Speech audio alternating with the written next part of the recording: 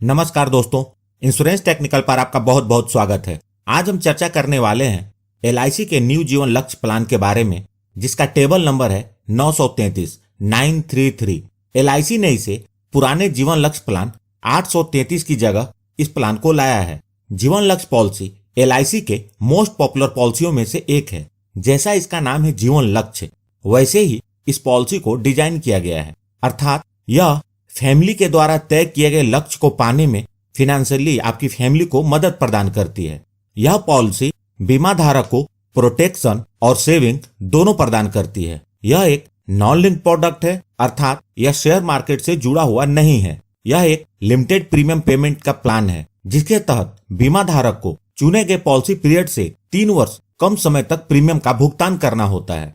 यह एक with profit plan है, जिसके अंतर्गत एलआईसी अपने फाइनेंशियल परफॉर्मेंस के अनुसार प्रॉफिट को वेस्टेड सिंपल रिविजनरी बोनस और फाइनल एडिशनल बोनस के रूप में बीमा धारक के साथ शेयर करती है। इस प्लान की सबसे खास बात यह है कि बीमा धारक के साथ कुछ अनहोनी होने पर भविष्य के सारे प्रीमियम माफ हो जाते हैं। साथ ही साथ सम एश्योर्ड का 10% हर साल रेगुलर इनकम के रूप में मिलने लगता है और पॉलिसी के मैच्योरिटी के समय पर पॉलिसी की मैच्योरिटी का अमाउंट भी मिल जाता है। यही पॉलिसी कन्यादान पॉलिसी के नाम से भी फेमस है। टैक्स बेनिफिट, इस पॉलिसी के अंतर्गत जो प्रीमियम का भुगतान होता है वह इनकम टैक्स के सेक्शन 80C के अंतर्गत एग्जम्प्टेड होता है, और जो मैच्योरिटी या डेथ क्लेम बेनिफिट के रूप में जो अमाउंट पेड होता है वह इनकम टैक्स के सेक्शन 10D के अंतर्गत टैक्स फ्री होता है। इस पॉलिसी के अंतर्गत मंथली, क्वार्टरली, हाफ ईयरली और ईयरली प्रीमियम पेमेंट का मोड उपलब्ध है। आप अपनी जरूरत के अनुसार इसका चुनाव कर सकते हैं। ग्रेस पीरियड, ग्रेस पीरियड का मतलब होता है प्रीमियम को पे करने के लिए अतिरिक्त समय। इस ग्रेस पीरियड के दौरान भी पूरी कवरेज बनी रहती है और इस दौरान यदि क्लेम आता है तो एलआईसी उसका भुगतान करती है। ग्रेस पीरियड इस बात पर निर्भर करता है कि प्रीमियम पेमेंट का आपने कौन सा मोड अपने लिए चुना है। यदि आपने ईयरली, हाफ ईयरली या क्वार्टरली प्रीमियम पेमेंट मोड चुना है तो आपको अतिरिक्त समय 30 दिनों का मिलता है। यदि आपने मंथली प्रीमियम पेमेंट मोड का चुनाव किया है तो आपको ग्रेस पीरियड 15 दिनों का मिलता है। सरेंडर वैल्यू, इस पॉलिसी के 2 वर्ष के प्रीमियम का भुगतान करने के बाद बीमा धारक पॉलिसी को सरेंडर कर सकते हैं, लेकिन इस बात का ध्यान रखें, जब भी आप पॉलिसी को सरेंडर करेंगे आपको काफी नुकसान होगा। इसलिए पॉलिसी लेते समय सोच समझकर उतने ही सम एश्योर्ड की पॉलिसी लें जिसका प्रीमियम भरने में आपको दिक्कत ना हो और आपको पॉलिसी सरेंडर करने की आवश्यकता न पड़े। लोन फैसिलिटी, इस पॉलिसी के अंतर्गत लोन की सुविधा उपलब्ध है, जो कि पॉलिसी के अंतर्गत 2 वर्ष के प्रीमियम का भुगतान करने के बाद मिलती है। लोन का अमाउंट इस बात पर निर्भर करता है कि पॉलिसी कितने साल चली है और उसका सरेंडर वैल्यू क्या है। इनफोर्स पॉलिसी के लिए लोन सरेंडर वैल्यू का 90% मिलता है और पेड अप वैल्यू पॉलिसी के लिए लोन सरेंडर वैल्यू का 80% मिलता है। रिवाइवल ऑफ पॉलिसी, रिवाइवल का मतलब होता है बंद पॉलिसी को फिर से चालू करना। यदि आपने कुछ वर्ष तक पॉलिसी के प्रीमियम का भुगतान किया और उसके बाद प्रीमियम का भुगतान करना बंद कर दिया और आपकी पॉलिसी बंद हो गई हो, तो आप इस बंद पॉलिसी को 5 वर्ष के अंदर कभी भी बकाये प्रीमियम का भुगतान इंटरेस्ट के साथ करके चालू कर सकते हैं। यह 5 वर्ष का रिवाइवल पीरियड इस पॉलिसी के अंतर्गत एक अच्छा बदलाव है।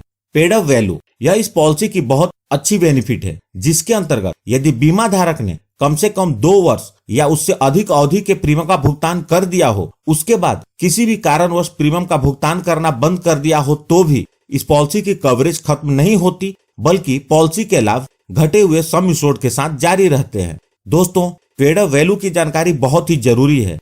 यदि आप पॉलिसी का प्रीमियम नहीं भर पा रहे हैं और इसे बंद करने की सोच रहे हैं, और यदि आप एलआईसी का भी करता है और आपका कोई कस्टमर अपनी पॉलिसी को बंद करने की सोच रहा है, तो उसे पेड अप वैल्यू के बारे में जरूर बताएं।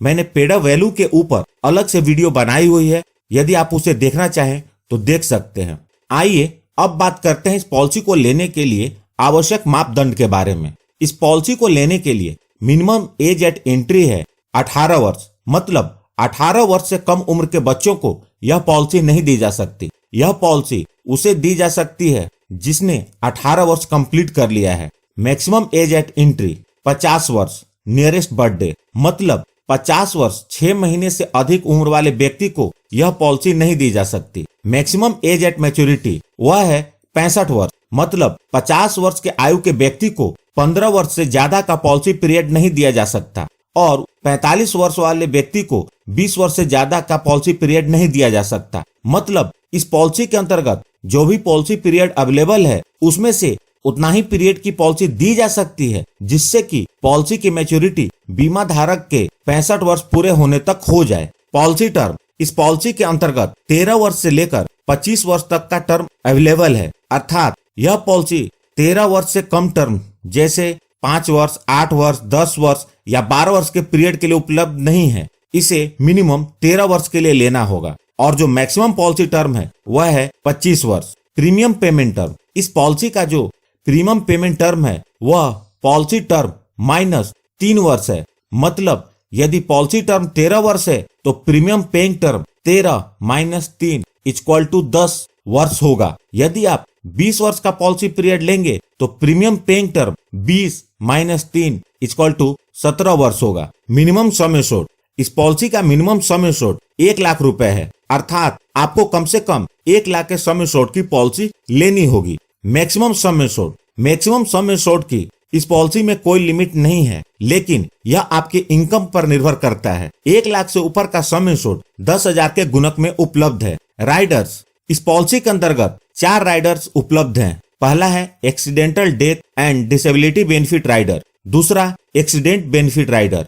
आप इन दोनों राइडर में से किसी एक राइडर का चुनाव कर सकते हैं। उसके बाद तीसरा राइडर है न्यू टर्म एश्योरेंस राइडर और चौथा है new critical illness benefit rider. Premium waiver benefit rider की इस पॉलिसी में इनबिल्ट कवरेज है। अगर आप इन राइडर्स को पूरी तरह समझना चाहते हैं तो मैंने अलग से इसकी वीडियो बनाई हुई है, आप उस वीडियो को जरूर देखें। उस वीडियो की लिंक मैंने इस वीडियो के डिस्क्रिप्शन में दे दी है। Settlement option for maturity and death benefit, यहाँ आप समझ लीजिए कि इस पॉलिसी के डेथ बेनिफिट या मैच्योरिटी को किस किस प्रकार से ले सकते हैं। इस पॉलिसी के अंतर्गत आपको मैच्योरिटी और डेथ बेनिफिट लेने के 2 ऑप्शंस उपलब्ध हैं। पहला है लमसम पेमेंट, जिसमें मैच्योरिटी या डेथ बेनिफिट का भुगतान एक बार में ही हो जाता है, अर्थात LIC पूरा पैसा एक साथ पे कर देती है। यदि मैच्योरिटी है तो भुगतान बीमा धारक को होता है और यदि डेथ बेनिफिट है तो इसका भुगतान नॉमिनी को होता है। जो दूसरा ऑप्शन है इन इंस्टॉलमेंट का, इसके अंतर्गत बीमा धारक चाहे तो मैच्योरिटी या डेथ बेनिफिट के भुगतान को 5, 10 या 15 साल तक मंथली, क्वार्टरली, हाफ ईयरली और ईयरली इंस्टॉलमेंट के रूप में ले सकते हैं। वे चाहे तो पूरी अमाउंट को इंस्टॉलमेंट में ले या चाहे तो कुछ हिस्सा लमसम में ले और कुछ हिस्सा इंस्टॉलमेंट में ले। यहाँ एक बात का ध्यान रखें, इस ऑप्शन का चुनाव बीमा धारक जब तक जीवित हैं कर सकते हैं और वो जब चाहे इसमें बदलाव कर सकते हैं, लेकिन बीमा धारक के बाद नॉमिनी को इस ऑप्शन में किसी प्रकार का कोई चेंज करने का ऑप्शन नहीं होगा। आइए अब इस पॉलिसी के बेनिफिट्स को उदाहरण के साथ समझते हैं। मिस्टर कार्तिक, जिनकी उम्र 30 वर्ष है, इस पॉलिसी को लेते हैं और सम एश्योर्ड के रूप में 5 लाख का चुनाव करते हैं और पॉलिसी पीरियड 25 वर्ष का लेते हैं। तो इस कंडीशन में मिस्टर कार्तिक को 22 वर्ष तक ही प्रीमियम का भुगतान करना है, क्योंकि premium payment term policy period से 3 वर्ष कम है। यदि मिस्टर कार्तिक मंथली प्रीमियम भरना चाहते हैं तो उनका मंथली प्रीमियम 1,770 रुपए होगा और यदि ईयरली प्रीमियम भरना चाहते हैं तो उनका ईयरली प्रीमियम 20,787 रुपए होगा। इस प्रकार मिस्टर कार्तिक पूरे पॉलिसी पीरियड के दौरान टोटल 4,57,772 रुपए प्रीमियम के रूप में भरेंगे और पॉलिसी के 25 वर्ष पूरे होने पर मिस्टर कार्तिक को मैच्योरिटी के रूप में sum assured plus wasted simple revisionary bonus plus final additional bonus मिलेगा, जो इस प्रकार होगा। Sum assured 5 lakh, wasted simple revisionary bonus 6,12,500 रुपए, फाइनल एडिशनल बोनस 2,25,000 रुपए। मतलब टोटल मैच्योरिटी का अमाउंट 13,37,500 रुपए मिलेंगे। यहाँ जो मैंने बोनस को कैलकुलेट किया है वह LIC द्वारा जीवन लक्ष्य पॉलिसी के अंतर्गत डिक्लेयर किए गए वर्तमान बोनस रेट के आधार पर है। इसे LIC हर साल डिक्लेयर करती है। आपकी मैच्योरिटी का अमाउंट इससे अलग हो सकता है। अब बात करते हैं डेथ बेनिफिट के बारे में। पॉलिसी लेने के बाद से लेकर पॉलिसी पीरियड के दौरान कभी भी मिस्टर कार्तिक के साथ कुछ अनहोनी होती है और वो अपने परिवार के बीच नहीं रहते तो नॉमिनी को डेथ बेनिफिट का भुगतान होगा, चाहे अनहोनी पॉलिसी लेने के तुरंत बाद हो या कभी भी। यहाँ हम मान लेते हैं पॉलिसी के 5वें वर्ष में मिस्टर कार्तिक के साथ अनहोनी हो जाती है और वो अपने परिवार के बीच नहीं रहते, तो इस केस में मिस्टर कार्तिक के नहीं रहने पर यह पॉलिसी बंद नहीं होगी। बचे हुए प्रीमियम का भुगतान LIC करेगी। और इतना ही नहीं, हर साल पॉलिसी की एनिवर्सरी पर नॉमिनी को पॉलिसी के 5 वर्ष पूरे होने से लेकर पॉलिसी के 24 वर्ष पूरे होने तक रेगुलर इनकम का बेनिफिट मिलेगा, जो कि सम इंश्योर्ड का 10% अर्थात 50,000 रुपए होगा। मतलब नॉमिनी को LIC की तरफ से हर साल 50,000 रुपए मिलेगा। और जब पॉलिसी के 25 वर्ष पूरे हो जाएंगे तो नॉमिनी को मैच्योरिटी भी मिल जाएगी। इस केस में सम इंश्योर्ड के रूप में सम इंश्योर्ड का 110% मिलेगा। बोनस पहले जैसा बताया था वैसा ही मिलेगा। तो नॉमिनी को मैच्योरिटी बेनिफिट के रूप में टोटल 13,87,500 रुपए मिलेंगे। तो दोस्तों, यह थी LIC के जीवन लक्ष्य टेबल नंबर 933 की जानकारी। यदि वीडियो पसंद आई हो तो प्लीज इस वीडियो को लाइक करके मुझे प्रोत्साहित जरूर करें। और सबसे महत्वपूर्ण, यदि आपने इस चैनल को अभी तक सब्सक्राइब नहीं किया है तो कर लें और जुड़ जाएं हमारे साथ इंश्योरेंस प्रोफेशनल से इंश्योरेंस की जानकारी के लिए। और साथ में बेल आइकॉन को भी क्लिक कर दें और ऑल सेलेक्ट कर लें, ताकि जब भी मैं न्यू वीडियो अपलोड करूं वह तुरंत आप तक पहुंच जाए। यदि आप इस वीडियो के कंटेंट को पढ़ना चाहते हैं तो आप मेरी वेबसाइट insurance-technical.com को विजिट कर सकते हैं। अंत में अपना कीमती समय निकालकर इस वीडियो को देखने के लिए आपका बहुत बहुत धन्यवाद।